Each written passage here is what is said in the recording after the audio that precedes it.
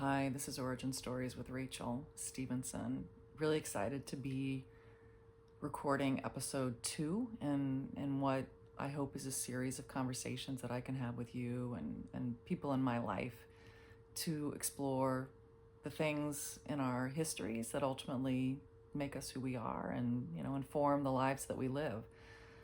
In the last episode, I set the table for this conversation, and this channel is called Origin Stories, so I think I want to spend a little time sharing mine.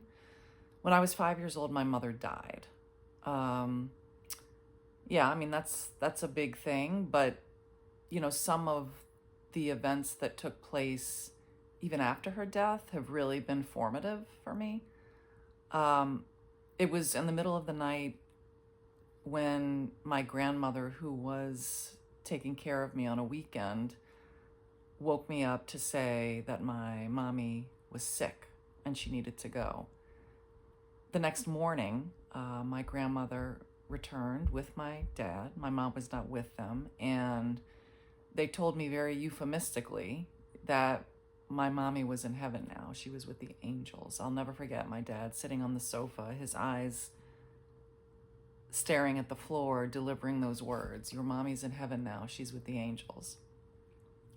Obviously, it was incredibly sudden.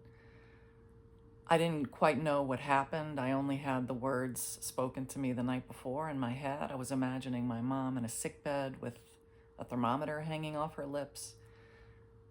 I very, very specifically remember walking around the living room in my grandmother's apartment, stomping my feet. I mean, it was just the immediate reaction I had. And I'm telling you, I knew, even though I was only 5 years old. In fact, I had turned 5 a few days before. I knew that I was never going to see my mother again. I mean, you hear people talk about their responses to news like this. You hear people talk about the fact that sometimes children don't always get it, right? And it's a process. But I'm telling you, I remember in that moment, I knew in the deepest part of me that I was never going to see her again. And the permanence of that loss, I felt immediately. Something really intense happened in that moment, in the telling of this to me, that I think is a really big part of my origin story and has shaped a lot of the decisions I make as a parent and as a colleague and as a partner and a friend and all the rest. My grandmother, who clearly was in deep pain and trying to protect me. I mean, she and I talked years and years later about this, said to me in that moment, I mean, this is probably minutes after my dad told me that my mom was in heaven now. She said, "You can call me mommy now." The 5-year-old Rachel told her no. I remember saying, no, you're not my mommy. And listen, right now in my adult life, I totally understand and feeling tremendous empathy for my grandmother, who was trying to sort of put the pieces of our lives back together, right, and fill in a gaping hole that was suddenly there, wanting me to feel supported, wanting me to feel like I was not alone. I get it.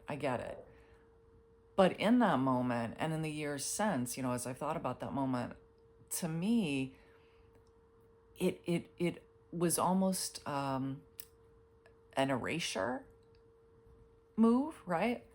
"You can call me mommy now" sort of implied that I had a new mommy and that my real mommy never existed. Now, again, I know that's not what she meant. I get it. But that's how it felt. And, the fact that in that moment I told her no, and of course my dad sat very quietly next to her, not saying a thing when this exchange was taking place. It just, I think we started going down two very different paths in our grief. And, my path at the time was, acknowledging the permanence of this loss and not wanting to lose the memory of my mom, not wanting to lose the fact that, she did exist. She was a big part of my life. And then my grandmother and others trying to fill in the pieces and, step in ways that would help, which over the years meant not saying a lot about my mother, not saying a lot about her loss, saying nothing about the night she died. Many years later, when I was in my early teens, I was spending time at my great aunt's house. This was my grandmother's sister. She took care of me, honestly, when my grandmother was working. I spent a lot of time with her kids. I was part of her family. My cousin and I were chatting. There had been a car accident outside of their house the night before, kind of a startling thing. And my cousin said completely out of the blue, your mom died in a car accident. I said, no, she was sick. Now remember, I had heard your mommy is sick the night that my grandmother disappeared to go and be with family. And no one had ever told me what happened. No one had ever told me what actually happened the night of my mom's death until my cousin said, your mom died in a car accident. I really didn't believe it at first. I said, no. And then he, got his mom's attention and said, Mom, didn't Rachel's mom die in a car accident? And she said, yeah, that's what happened. It was an incredibly shocking moment in my life. I was getting to the truth, which was important, really important for me to know. And I also felt profoundly betrayed. I know now, again, years later, that no one was hiding anything from me on purpose. I think folks were just avoiding a conversation about something that was really the worst thing possible. But what that meant is year after year after year, that kind of avoidance led to silence, right? Silence around what happened, who she was, why she died, which meant her daughter, her one and only daughter, didn't know the truth. It's complicated. It's really complicated, but it felt really intense for me in that moment. And I was hurt and I was angry and I felt sort of deprived of the information I needed to grieve in the way that I was supposed to. Of course, I had a gazillion questions. What happened? Who was there? And yet, that evening when my grandmother picked me up, even though I was feeling a lot of intense emotion toward her, and I remember glaring at her through the rearview mirror in the car. I was in the back seat. She was driving. She even noticed the intensity of my glare and asked me what was going on, and I didn't say anything. I wasn't quite ready to confront the fact that I just learned information and I wanted more, and I felt really intensely confused.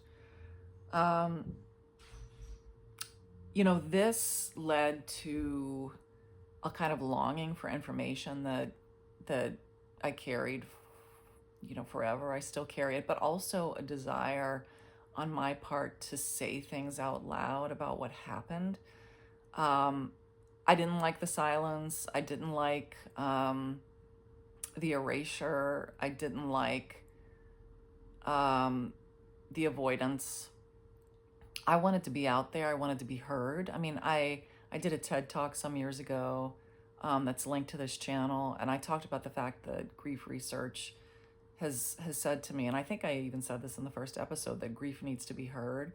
And, I hadn't had the chance in my early years to say much out loud about how I felt and what was in my mind. And suddenly I feel like I was unleashed, realizing that there was more information than I knew and that I had to learn. And I just wanted people to know what my origin story was, honestly. And so I started to do this in different ways. I was in a play in my sophomore year of high school called One Star Rising, and one of the characters had lost both of her parents in a car accident, and I so aggressively auditioned for that role.